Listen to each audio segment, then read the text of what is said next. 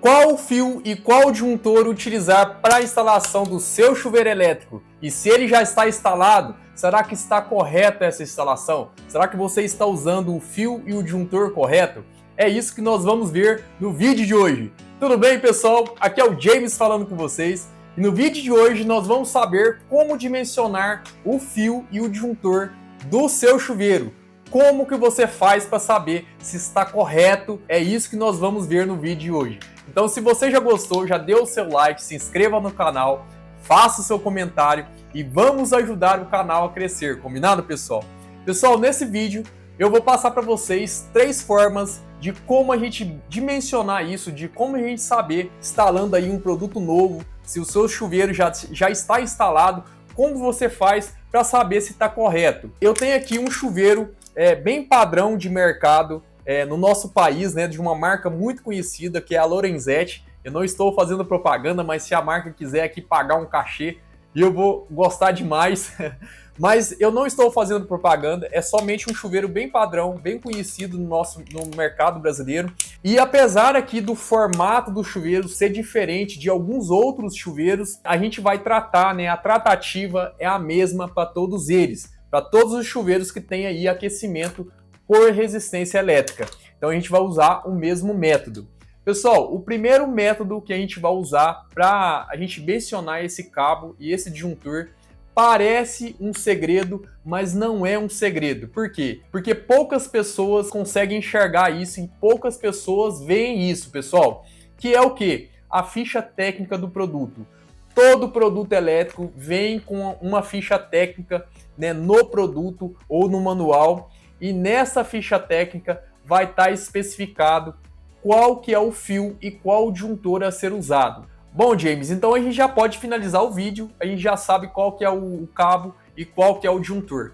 Não é bem assim, pessoal. Vamos lá para a ficha técnica desse produto. Então, se a gente olhar aqui mais de perto, né, a ficha técnica desse produto, que é um chuveiro da Lorenzetti, de uma potência de 6.800 watts, que é uma potência máxima, né? Até quanto ele pode chegar ali. Nessa ficha técnica, a gente tem aqui a secção dos condutores, que é 4 milímetros. E a gente tem aqui o disjuntor, que é 32 amperes. Então aqui o fabricante já está falando para você qual que é a secção transversal do cabo, né? Qual o cabo que você vai usar e qual disjuntor você vai usar. Mas tem um porém, pessoal. A gente tem que continuar analisando as informações técnicas, porque você pode ou não se encaixar ou se enquadrar no que foi estipulado aqui. Então vamos lá. Mais embaixo, olha só, tem uma informação que é muito importante. Tá falando aqui que o comprimento máximo dos condutores entre o disjuntor e o produto, que é o chuveiro, não pode ser maior do que 25,8. Acima de 25,8, você tem que utilizar outro método para saber qual que é o fio e qual o disjuntor. Abaixo de 25,8 e no máximo, né, com essa potência, que é a potência máxima do produto, você pode usar o cabo de 4 milímetros e o disjuntor de 32. Ok, James, eu estou usando abaixo desse comprimento, então tá tudo certo. Então tá aqui qual que é o cabo e qual o disjuntor. Agora, se eu estiver usando acima desse comprimento, né, pessoal, uma coisa muito importante. Esse comprimento é o comprimento do cabo entre quadro de distribuição e o chuveiro. Não é o comprimento entre o quadro e o chuveiro, né, em linha reta. É o comprimento do cabo. Então, sabendo o comprimento do cabo, você vai saber se você se enquadra ou não no que foi especificado aqui. Ok, James, a minha medida é menor. Ok, se enquadra. E se minha medida for maior?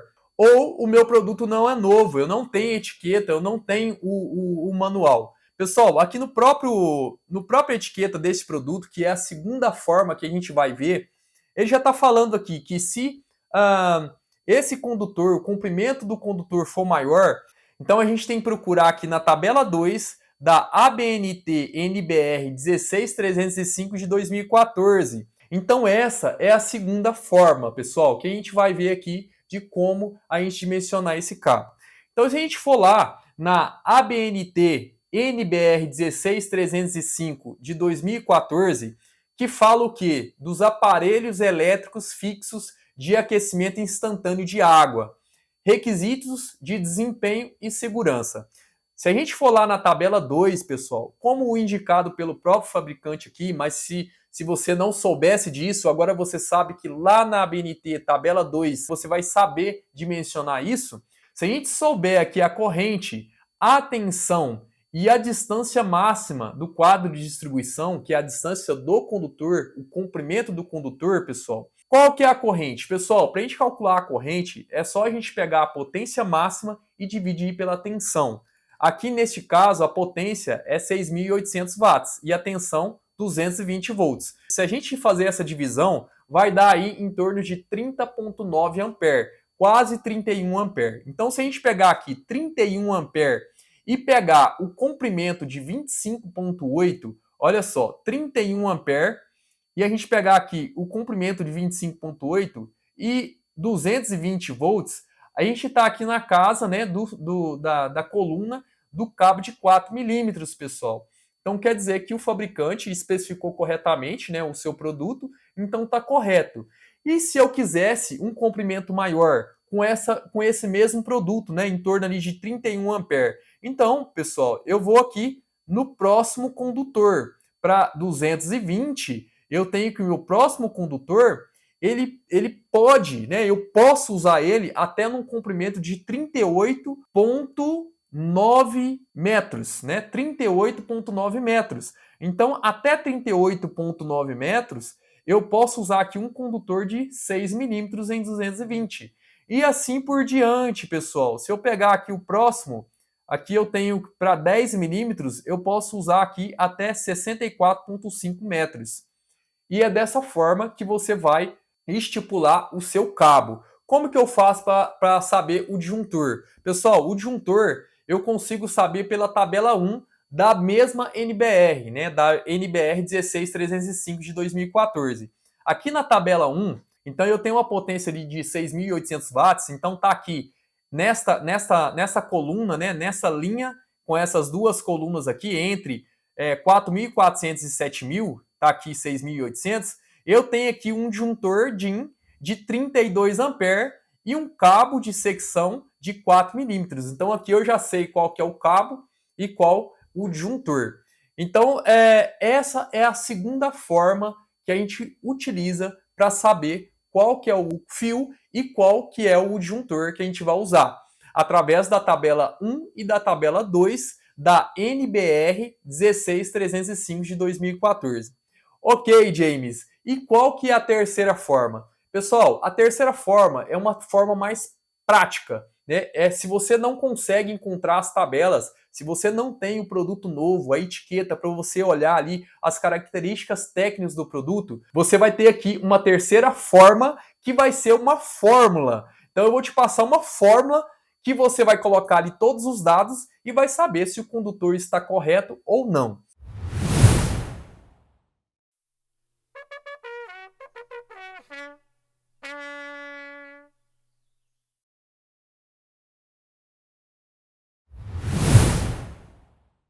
E como que a gente vai fazer isso? A gente vai fazer isso, pessoal, através do cálculo da queda de tensão. E uma das coisas que você tem que saber é que a queda de tensão nesse condutor, então a gente vai calcular a queda de tensão no condutor, essa queda não pode exceder 4%. Se exceder 4%, quer dizer que você está usando o condutor errado. Então você passa para o próximo condutor.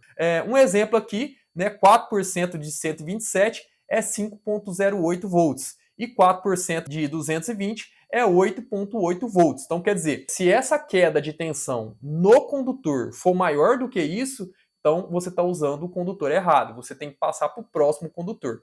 Se for menor do que isso, ok, tá tudo certo. E como que a gente vai calcular isso? Pessoal, não se assuste, eu vou mostrar apenas como eu cheguei na fórmula. Mas lá no final é só você tirar o print e tá tudo certo e eu vou te ensinar como usar. Vamos lá. A primeira coisa é a gente calcular a corrente, pessoal. Como que a gente calcula a corrente? A corrente é calculada pela potência dividido pela tensão. Então eu tenho aqui uma potência lá de 6.800, que é a potência máxima. Eu quero saber qual que é a queda de tensão para a potência máxima, para me saber se o condutor está correto. Então eu tenho uma potência máxima de 6.800, eu tenho uma tensão de 220, dividindo, eu tenho 30,9 ampere. A segunda coisa, pessoal, é eu calcular a resistência do cabo. A resistência do cabo é calculada pela resistividade vezes o comprimento do cabo dividido pela secção transversal. A resistividade tem que estar em ohms metro e o comprimento é dado por metro e a secção transversal é dado por milímetros ao quadrados se você multiplicar por 10 a menos 6. Se você não multiplicar por 10 a menos 6, você tem que usar aqui a secção transversal em metros ao quadrado. Mas calma, que lá na fórmula vai estar tudo certinho. Para a gente calcular essa resistência, nós vamos pegar aqui a resistividade para o cobre. Como que eu vou saber isso? Pessoal, existem tabelas aí na internet. Se você colocar aí resistividade de materiais, vai aparecer uma tabela com todas as resistividades. Cada material tem a sua resistividade. Se a gente muda o material do cabo, muda também a resistência do cabo e vai mudar lá no final a perda. Então aqui, para o cobre, pessoal, que é um cabo mais usado aí nas residências, né? Um cabo de cobre, eu tenho uma resistividade de 1,72 vezes 10 a menos 8. E se fosse alumínio, essa resistividade ia mudar, ia para 2,75 vezes 10 a menos 8.